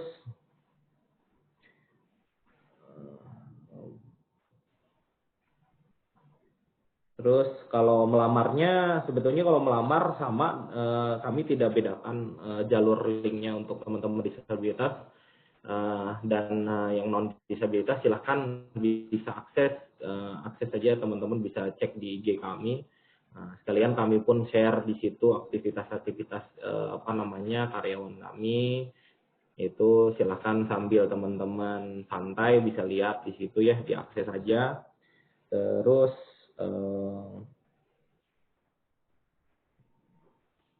lagi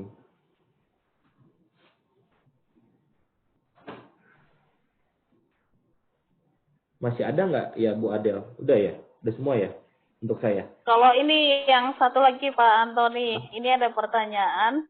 Kenapa kalau saya melamar di Alfa, ya saya disabilitas daksa, kenapa selalu minta nomor orang tua pendamping? Sementara kan saya sudah 14 tahun mandiri gitu. Iya. Nah, sebetulnya untuk nama orang tua pendamping sebetulnya di situ kita untuk menuliskan, sebetulnya ketika teman-teman menuliskan pasti adalah diminta untuk menuliskan nama orang tua sebetulnya. Nama orang tua karena kenapa? Diakses di data karyawan kami itu memang semua karyawan itu wajib menuliskan nama ibu kandung. Kalaupun misalnya mohon maaf kalau misalnya ibunya udah tidak ada, tetap diminta untuk menuliskan nama ibu kandung. Dan apakah itu menjadi ketika saya tidak menuliskan itu jadi tidak lulus? Sebetulnya nggak ini sih bukan karena itu nggak lulusnya sebetulnya.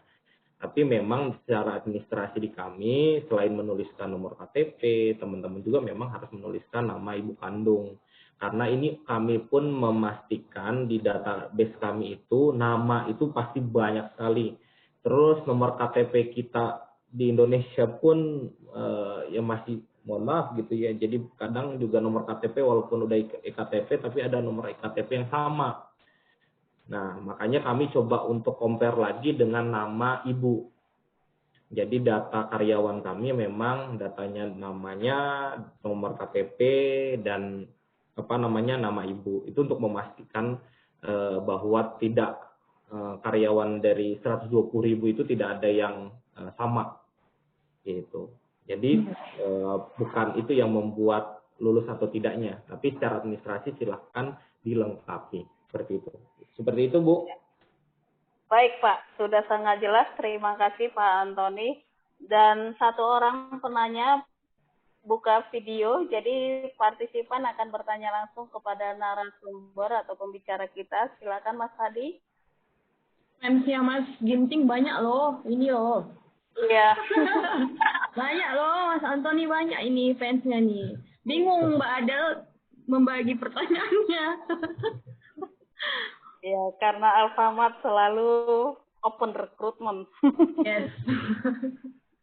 Oke, Mbak Del, kita akan coba buka open access untuk salah satu penanya yang kita bisa katakan beruntung karena memiliki keterbatasan waktu. Di sini kita akan coba open, bisa siap untuk Mbak Soraya. Kita akan open kamera untuk Mbak Soraya bisa menanyakan langsung ke panelis kita. Silakan.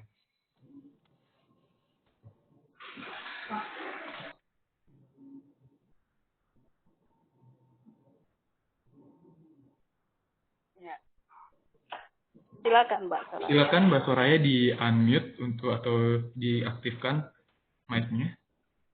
Oh, Oke, bisa Mbak Soraya masuk. Silakan Mbak. Gini Pak, untuk pertanyaan yang soal orang tua, itu bagaimana cara mendaftar tanpa harus menyebutkan nama orang tua? Sedangkan untuk saya sendiri aja, itu anak yatim piatu gitu. Jadi belum tahu siapa namanya. Oh, ini pertanyaannya buat siapa? Untuk Saya bisa Pak langsung. Tony, Pak Antoni. Oke, terima kasih Mbak Soraya, salam kenal ya Mbak Soraya. Nah, kalau untuk untuk Mbak Soraya maupun teman-teman yang lain, ketika memang tidak ada, silahkan yang namanya silahkan memang nama yang saat ini teman-teman anggap itu yang dituakan atau walinya dari Mbak Soraya, seperti itu. Oh, Ya. gitu. Misalnya Mbak Soraya yang jadi wali Mbak Soraya siapa, silahkan bisa dicantumkan, nggak ada masalah kok. Oh, Ya. iya. Silakan. Termasuk teman-teman yang lain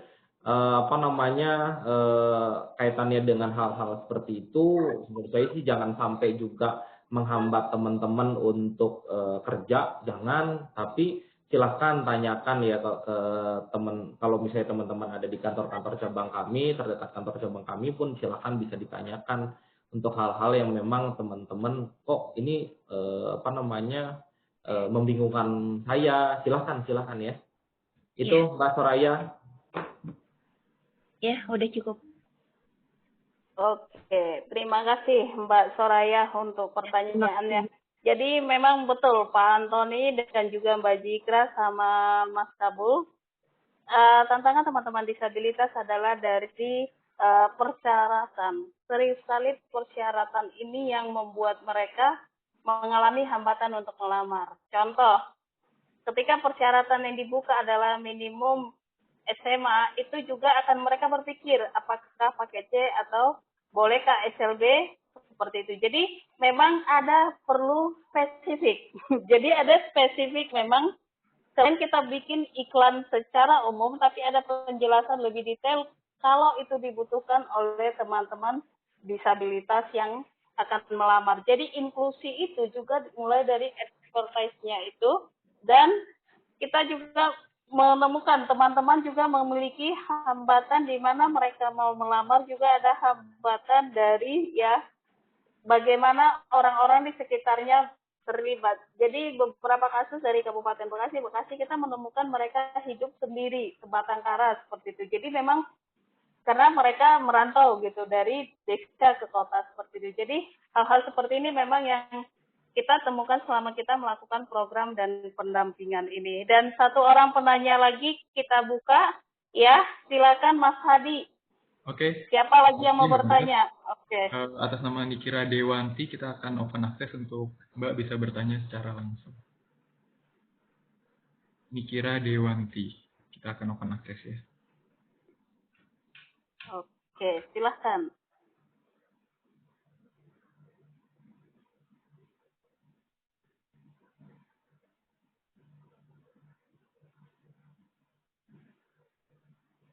Oke, untuk Mbak Nikira Dewati bisa di-unmute mikrofonnya dan juga mungkin videonya jika berkenan bisa diaktifkan untuk bisa dilihat oleh para panelis kita dan juga penanya yang lainnya. Ya. Oke, sudah.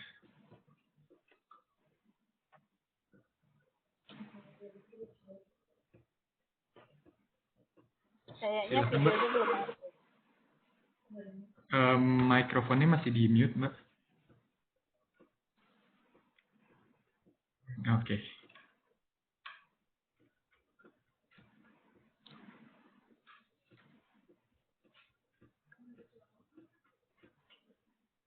Videonya ada. Mbak, suaranya belum. Iya, suaranya belum bisa kita dengar. Mungkin ada di kolom kiri bawah kalau menggunakan laptop, dial video, dial audio. Video udah tuh, Mbak Nikira ada kelihatan video, udah unmute juga. Suara belum masuk. Oke.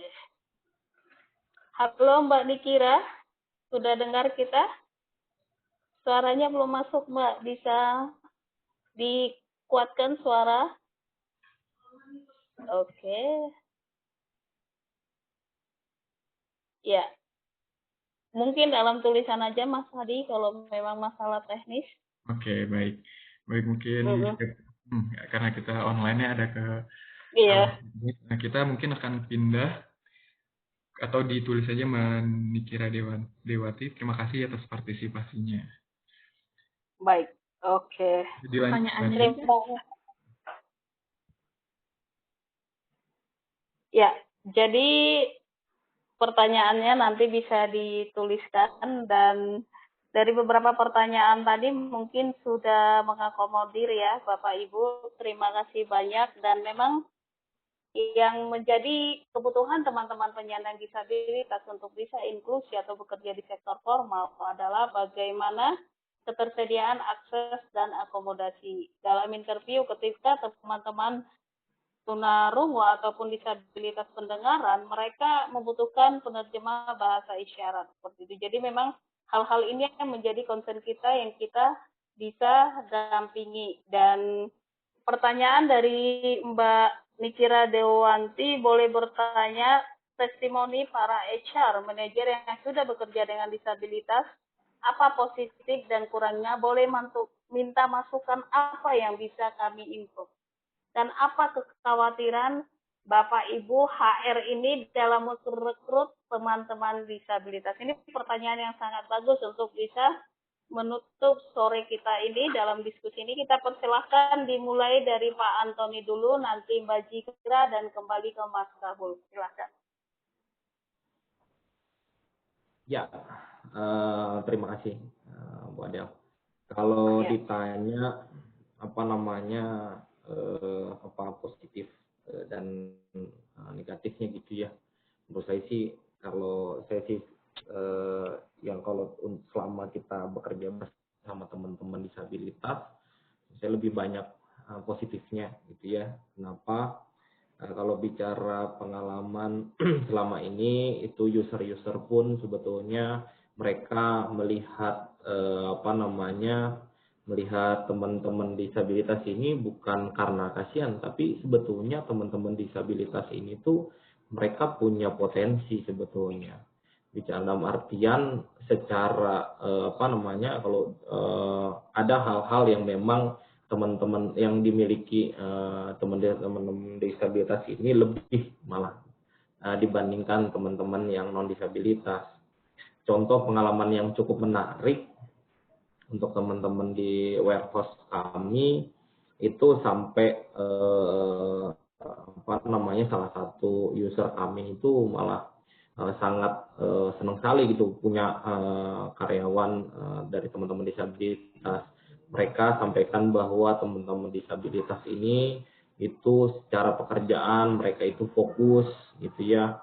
Jadi kadang pernah saya juga cerita sama Bu Adel, saking fokusnya ketika mau istirahat aja lupa, makanya kalau nggak ditepuk sama temennya suruh istirahat tuh bakal terus kerja itu gitu ya. Gitu. Kadang itu saking fokusnya gitu ya, itu menurut saya sih luar biasa. Jadi banyak penyampaian positif. Harapannya sih teman-teman yang saat ini belum bekerja pun yang mau melamar, nah silahkan sebetulnya tingkatkan kompetensi teman-teman, silahkan lihat kebutuhan perusahaan seperti apa, teman-teman juga mulai belajar, tingkatkan lagi gitu ya. Kalau di sini ada Bu Fani juga bisa jadi jembatan buat teman-teman belajar. Itu paling Bu Adel. Kalau negatifnya kayaknya karena udah ditutupi oleh banyak positifnya, kayaknya tidak perlu saya sampaikan seperti itu. Ya. Oke, terima kasih Pak Antoni. Jadi memang kelebihannya fokus ya, dan sangat serius ya. Kita juga memiliki satu orang talent kerja di FWD Insurance Jakarta, tidak pernah absen, tidak pernah terlambat. Itu salah satu kelebihannya. Mungkin Mbak Jikra silahkan bisa dilanjut. Iya. Saya ada beberapa pengalaman juga mewawancarai rekan dengan disabilitas gitu ya, menemani user dari Unilever juga untuk menginterview rekan dengan disabilitas. Setuju dengan yang Pak Antoni tadi sebutkan bahwa terdapat kelebihan-kelebihan yang dimiliki oleh teman-teman disabilitas gitu. Tapi kalau misalnya memang saya boleh ada beberapa, itu adalah pengalaman yang sebenarnya tidak pernah saya lupakan ya. Dan user saya pun, line manager saya di kantor pun bilang bahwa semua orang tuh harus bisa mengalami wawancara ataupun interview dengan rekan dengan disabilitas, karena itu berbeda gitu ya, membuka mata kita lah gitu. Nah, tapi apa sih yang bisa mungkin kalau apa yang harus yang bisa ditingkatkan, mungkin bukan kelemahan, tapi apa yang bisa ditingkatkan kembali itu adalah mindset, pola pikir. Kenapa saya bilang pola pikir? Terkadang beberapa statement yang diberikan saat interview itu seperti mungkin sudah ada stigma juga dari luar gitu ya, sehingga mereka membatasi diri sendiri. Misalnya kerjaan administrasi terbatas pada pekerjaan-pekerjaan itu. Saya hanya mengerjakan pekerjaan administrasi ya, di balik meja ya atau segala macam ya. Padahal kami sebagai user tuh percaya bahwa rekan-rekan tuh bisa memegang role posisi yang keluar, misalnya ketemu dengan customer atau berbicara dengan orang lain, tidak harus mengisi posisi yang terkungkung di meja gitu. Nah, itu sebenarnya mindset. Jadi saya menyarankan untuk percaya diri, buka pola pikir, dan percaya bahwa orang-orang di sana itu percaya dengan teman-teman gitu. Kalau ada orang lain di luar yang percaya dengan diri kita sendiri, kenapa kita tidak percaya dengan diri kita sendiri? Itu sih. Jadi rasanya tuh pas setiap interview tuh pengen peluk gitu. Kalau saya tuh kayak terlalu keibuan banget kali ya. Jadi bawaannya tuh kayak pengen peluk gitu. Come on, ayo dong gitu loh. Pas pertanyaannya, oke, saya bisa kok ngetik report, Excel, segala macam. You can do. Kalian bisa lebih dari itu, percaya deh. Dan kami juga ingin Unilever berkomitmen untuk membuka mata-mata rekan-rekan disabilitas bahwa kalian bisa lebih dari pekerjaan yang sifatnya mungkin administratif, lebih dari pekerjaan yang sifatnya hard skill atau seperti itu misalnya. Jadi itu komitmennya Unilever sih. Begitu Mbak Adel dari saya. Ya, terima kasih Mbak Zikra. Dan sangat memotivasi sekali. Silakan selanjutnya Mas Kabul. Terima kasih pendapat dengan Mas Antoni dan Mbak Zikra sebelumnya. Tapi saya lihat kalau kita melihat impact-nya mau lebih besar ya, jadi kawan-kawan disabilitas bisa diterima di industri, ada 3 hal mungkin yang perlu kita fokuskan. Yang pertama dari perusahaan, komitmen dan edukasi lagi ini. Bagaimana menyiapkan perusahaan untuk menerima kawan-kawan disabilitas. Mereka kan tidak perlu dikasihani, coba diberi kesempatan dan dikembangkan. Ya. Dan sejauh ini konsep diversity dan inklusivitas kebanyakan di multinasional lebih fokus ke area-area perbedaan, gender, sexual orientation, perbedaan yang idea dan sebagainya. Tetapi kaum atau kawan-kawan disabilitas perlu mendapatkan porsi yang lebih banyak lagi untuk dipertimbangkan dalam konteks diversity dan inclusiveness. Itu satu hal dari perusahaan. Yang kedua, saya menyambung dari keyakinan dari Mbak Zikra dan Mas Antoni tadi bahwa hiring manager, para pengguna jasa sudah begitu yakin atas kelebihan kawan-kawan disabilitas. Perlu lebih percaya diri, bukan sekedar frontliner, pekerjaan-pekerjaan yang sifatnya support, tetapi bisa juga ke level supervisor ataupun ke managerial. Meskipun tadi Adel juga menyampaikan bahwa kita tidak ingin mengurangi level of kompetensi kan ya.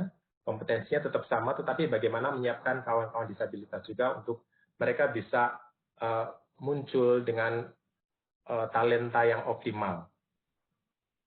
Yang ketiga, saya melihat bahwa peran dari mediator seperti Disable Foundation sebagai jembatan ya untuk mengintroduce, mengoptimalkan sumber daya kawan-kawan disabilitas ini peran yang sangat penting juga, sehingga promosi kampanye untuk edukasi secara luas bagaimana kawan-kawan disabilitas bisa diberdayakan lebih optimal itu menjadi PR bersama kita juga. Jadi dari 3 hal tersebut, kalau digerakkan saya bersama-sama, insya Allah hasilnya bisa lebih optimal untuk semuanya.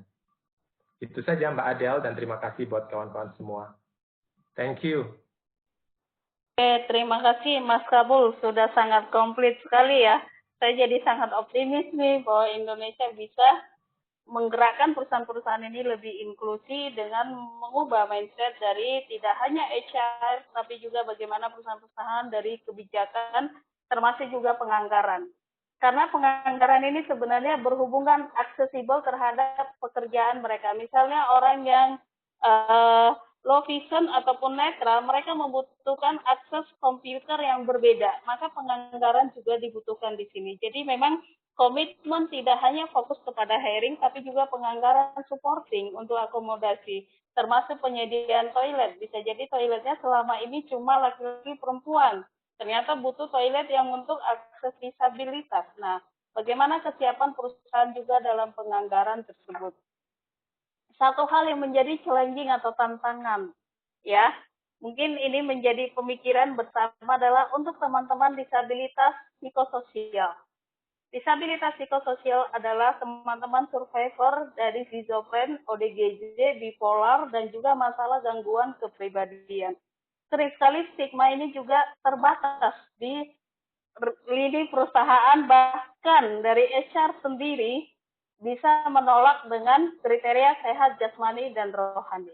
Bahkan ketika mereka membutuhkan akses untuk ke dokter, mengambil obat, itu akan menjadi pertanyaan, sakit apa, kenapa, seperti itu. Jadi sangat setuju sekali Mas Kabul mengatakan bagaimana edukasi, lingkungan kerja, budaya kita ini bisa mengalami evolusi, revolusi, dan perubahan. Seperti itu. Nah, dan sangat menarik diskusi kita. Kita berharap sebenarnya diskusi ini akan lebih berlanjut lagi. Ini menjadi awal jurnal kita bersama dengan Unilever, Alfamart, dan juga Black & Fitch. Dan terakhir saya ke Mbak Fani. Mbak Fani adalah seorang pejuang disabilitas dan beliau juga seorang penyandang disabilitas, bisa memberikan testimoni bagaimana perjuangan dia untuk bisa bekerja dan bisa memotivasi teman-teman disabilitas lainnya untuk bisa mengakses pekerjaan formal. Silahkan Mbak Fani. Halo Mbak Fani.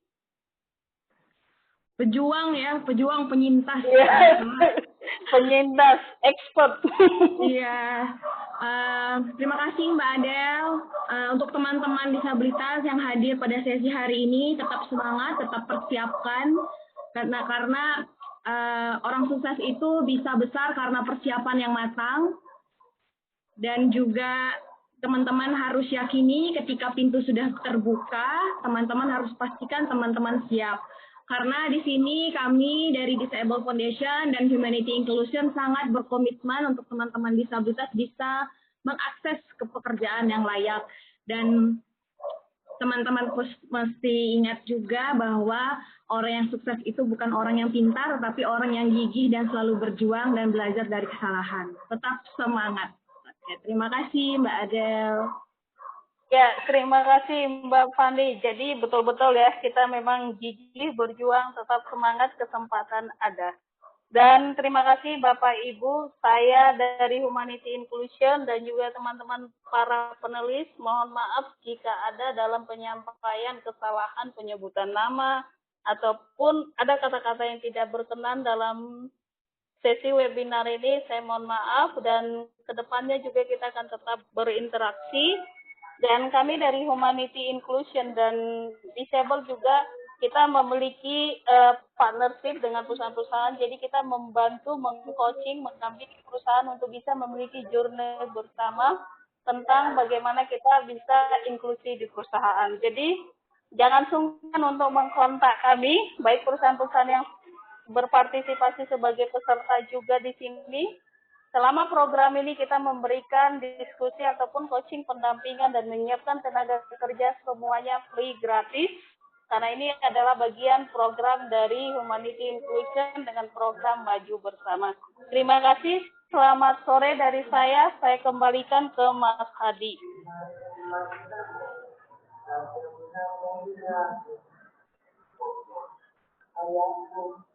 Ya, Mas Hadi, silahkan. Saya oper. Oke, terima kasih Mbak Adel dan juga para pemateri kita semua atas waktunya dan juga yang pasti paparan atas mengenai dunia rekrutmen ataupun dunia human resource ini. sekali lagi saya ucapkan juga terima kasih kepada para peserta yang masih standby hingga saat ini sejumlah masih ada 80-an. Tadi kita sudah mencapai di jumlah 99, satu orang lagi kita akan mencapai 100. Tapi nggak apa-apa, tidak mengurangi semangat kita Mas Adi, sorry saya ganggu. Terima kasih juga buat Profesor Johanna Prawitasari yang hadir sampai sore ini. Terima kasih Profesor UGM. hadir di webinar kita sore ini. Terima kasih.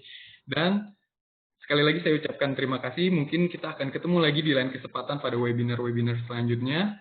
Sampai jumpa dan teman-teman nanti akan di-share link untuk bisa memberikan feedback ataupun umpan balik pada webinar sore kali ini. Terima kasih sekali lagi, kurang lebihnya mohon maaf. Selamat sore. Wabillahi taufiq wal hidayah. Wassalamualaikum warahmatullahi wabarakatuh. Salam inklusi.